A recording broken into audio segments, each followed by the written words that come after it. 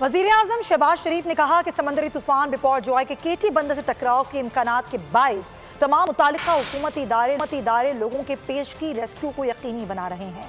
Tweet में उन्होंने कहा कि साहिली इलाकों में रहने वाले 50,000 से ज़ायद लोगों को हिफाजती मकामात तक पहुँचाया जाए। मुमकिन हंगामी सूरत हाल से निमटने के लिए वज़ीर मौसमियाती तब्दीली की सरबराही में कमेटी भी तश्कील दे दी है, जो वज़रा, वफाकी और सूबाई इदारों से राब्ते में रहेगी।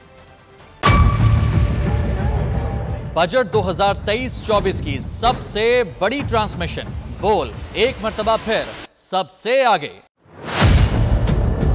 वजीर खजाना की बजट तकरीर की सबसे बड़ी कवरेज, 62% अवाम ने देखा बोल की स्क्रीन पर। Welcome back to the budget transmission.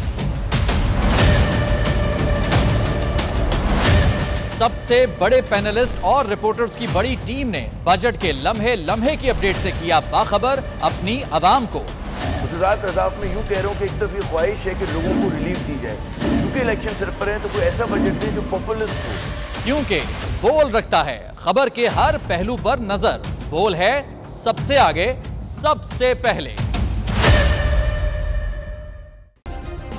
Subscribe करें और बेल दबाएं ताकि कोई खबर रह न जाए।